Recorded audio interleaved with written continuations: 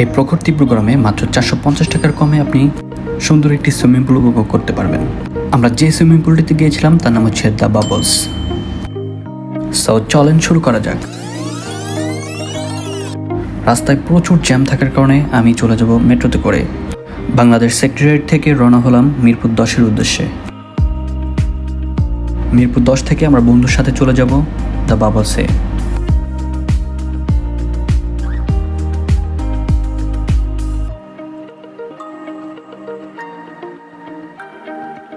So বর্তমানে আছি বিজয় সরণিতে। বিজয় সরণির এই রাস্তাটা আমার কাছে খুবই সুন্দর লাগে। দুই ধারে গাছপালা, মাঝের রাস্তা খুবই সুন্দর, মনে হচ্ছে বাহিরের কোনো একটা দেশে আছি। মিরপুর 10 নম্বর থেকে বন্ধুকে নিয়ে চলে আসলাম মিরপুর 1-এ গোল চত্বরে নেমেছি। ওইখান থেকে এখন আমরা মিরপুর জু রোডের দিকে রওনা দিয়েছি। 2 মিনিট হাঁটলেই পেয়ে যাবেন সামনে দ্য বাবলসের বিল্ডিংটি। চলে আসলাম দ্য বাবলসে। 200 টাকা করে টিকিট কেটে নিলাম। যেহেতু আমরা দুজন ছিলাম তাই দুজনের মোট খরচ হয়েছে 200-400 টাকা। টিকিট কেটে নেওয়ার পরে আমরা চলে যাব লিফটের 16 ফ্লোরে। সো 16 ফ্লোরে হচ্ছে দ্য বাবলসের সুইমিং পুলটি অবস্থিত। এখান থেকে ভিতরে যাওয়ার পরে রিসেপশন পাবেন। রিসেপশনে সুইমিং পুলের জন্য টিকিট কাটতে হবে। সুইমিং পুলের জন্য আপনাকে গুনতে হবে 450 টাকা। আমরা দুজন ছিলাম তাই 900 টাকা পড়েছে আমাদের খরচ। প্রথমে যে 200-400 টাকা এন্ট্রি ফি নিয়েছে তা এই 900 টাকার ভিতরেই ইনক্লুডেড। সুইমিং করতে আসলে অবশ্যই সাথে করে জার্সি নিয়ে আসবেন, তা না হলে আপনাকে আরও 100 টাকা বাড়তি করতে হবে। এখান থেকে আলাদা করে জার্সি নিতে হবে আপনাদের, জার্সি এবং প্যান্ট। এবং লকারের জন্য আরও এক্সট্রা 50 টাকা দিতে হবে।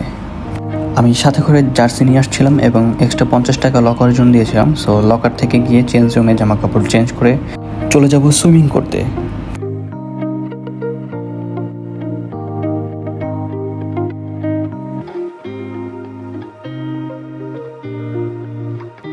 সুইমিংয়ের জন্য যে টিকিট কেটেছি ওটাকে দিয়ে দিতে হবে আঙ্কেলের কাছে। আঙ্কেল এটাকে নিয়ে তারপর হচ্ছে আমাদের টাইম গোনা শুরু করবে। আমরা মোট 1 ঘন্টা সুইমিং করতে পারবো।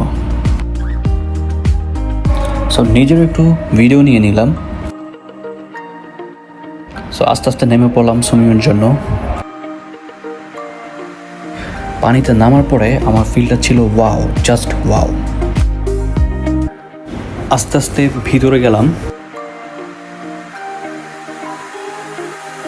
এবং সুইমিং পুলটি রুফটপে হওয়ার কারণে আশেপাশের সব বিল্ডিংগুলো দেখা যাচ্ছে এবং অনেক সুন্দর লাগছে। যেহেতু এটা 17 তলায়, সব কিছুই দেখা যাচ্ছে আশেপাশে।